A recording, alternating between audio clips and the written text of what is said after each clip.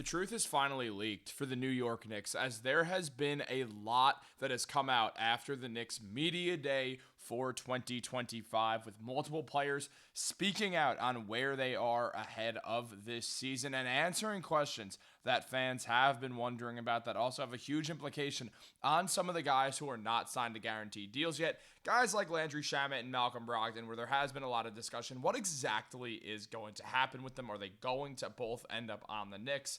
And all of this sort of plays into it together, and we are going to go over that. So without further ado, we're going to jump right into things as always.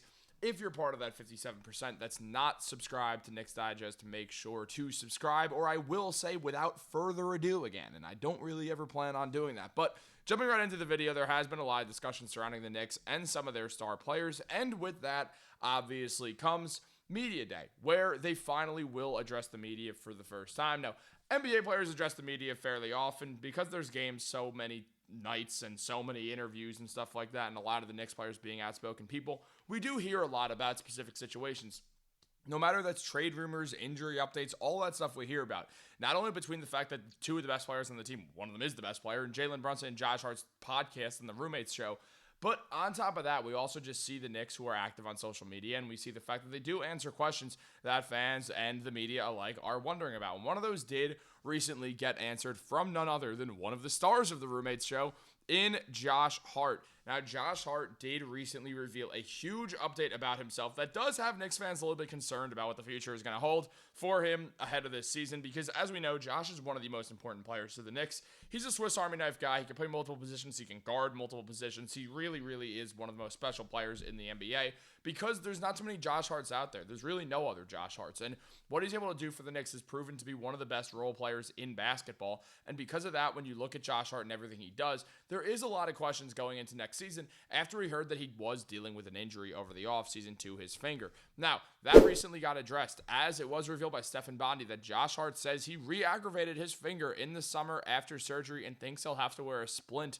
this season before trying to fix it next summer. With Hart saying, "I'm just trying to get used to it and then get through the season with it. I don't want to go into too much detail, but I obviously got a procedure on it and then some kind of re-aggravated it somewhat recently. So probably just rock out with a splint this season and try to fix it again next summer." So with all that in mind, and the fact that you consider that Josh Hart's one of the best players in the team, who put up 13.6 points per game last year with 9.6 rebounds and 6 assists, we understand the importance that Josh Hart has to the team. He shoots 33% from 3 and 52% from the field. Josh Hart is super, super, super, super important to the Knicks overall, and they desperately could use just everything that he brings to the table for them. But him dealing with an injury is very, very concerning for a few reasons. One of them is because when we look at Josh Hart, we do understand the fact that he's not a great shooter. It's the real biggest hole in his game that he has, because Hart, he's a talented player, don't get me wrong, but at the same time, there is genuine concern just about his shot and how he fits in the starting lineup because of that.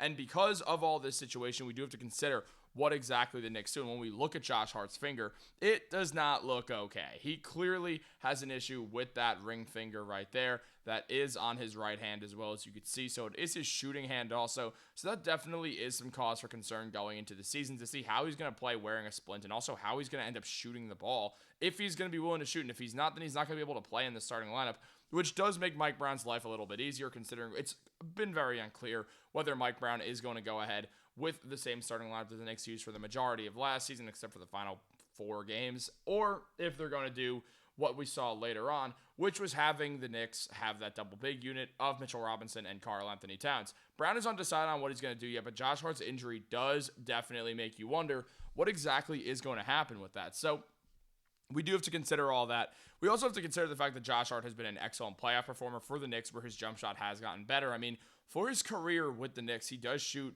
a lot better from 3 in the playoffs, shooting 36% from behind the arc, and the last 2 seasons shooting 37%. Josh is a very, very talented player who does so much good for the Knicks, including having one of his best runs in the playoffs in 2024. So with Hart, it comes down to a lot, but at the end of the day, I really do see Josh Hart as the type of guy who is going to be able to get through this finger injury, and it's also going to depend on how long he's going to be able to play, like, with the injury and before it subsides and the swelling goes down, because that'll definitely be a huge thing here. The Knicks do have Casey Smith, who is one of the best in the business at just sports medicine, so he'll be super helpful towards that as well. and we do have to consider that going forwards. And Josh Hart has also been very spoken out, saying, with all due respect to the other places I've played, New York is the Mecca. People really wear their heart on their sleeves. They come and show love. That energy is what makes you feel that different. Everything's better in New York, and I could not agree more, despite the fact that I am in Newfoundland, Canada right now. Usually not. You guys know that I usually live in New York. You do not hear the sirens right now, though. They will be back, at least for a little bit. We're going to see what happens in the long run, because I do work out in Newfoundland, but that's not the point of this video. Look, what happens really is the fact that with Josh Hart, he's being very clear that he's still going to be who he always is, but how effective is he going to be when he's nursing a hand injury? That's the big thing we do have to wonder. And also when you consider situations like what's going on with Landry Shamet, Shamet is someone who would fill in for Josh Hart if Hart went down with an injury, because Shamet's also a wing. Malcolm Brogdon would also fill in some spots, and because of that, we would see a completely different Knicks unit that if they did not want to start Mitchell Robinson, would likely start Deuce McBride instead, or maybe a Gershon Yabusele or something, and that totally changes how things would get played out for the Knicks. So it is going to be interesting to follow this storyline, but there also is more to go over specifically with Karl-Anthony Towns. One of the two stars of the Knicks were the only team to have two all-star starters last year. It was Jalen Brunson and Karl-Anthony Towns, and they were absolutely awesome all season long. Karl-Anthony Towns was huge for the Knicks, and he also addressed an injury concern very recently, as Towns was asked about it and said that he had no procedures on his finger or knee this summer, despite the rumors saying and reports saying opposite. And Daily Knicks mentioned that, unfortunately, there was uncertainty coming out of the 2024-25 season as to the state of Towns' health. He suffered a bone chip and a sprained thumb in his shooting hand in January and appeared to suffer the finger and knee injuries during Game 3 of the Knicks' second-round series against the Boston Celtics. With this in mind, most merely accepted it as an inevitability when the report surfaced that he had undergone treatment for the injuries that had been plaguing him.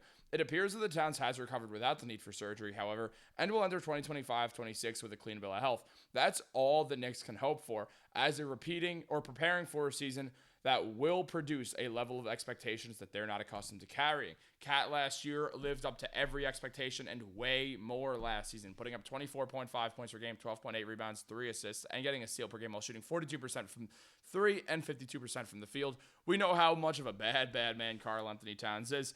And after January ended, when he went down with that hand injury, he never really dropped off his game. He still shot 41.5% from 3, shot 24%, or put up 24 points per game, and 50% from the field. So we saw the same Cat that we always did, and that's super important to note because Cat was able to play through the injury quite well. Even though he did struggle at first, he was able to find his rhythm once again, as he usually does, because, again, he's one of the best players in basketball. And also in the playoffs, Cat was also phenomenal, putting up 21.4 points per game, 11.6 rebounds, and 1.3 assists in the 18 games where he shot 48% from the field and 35% from 3, kind of silencing doubters that he absolutely can be a playoff performer when a lot of people thought that he could not be. But guys, what do you think about this whole situation? Let me know in those comments down below. Like this video, subscribe, turn on post notifications. Thanks for watching. Have a great day. Go Knicks.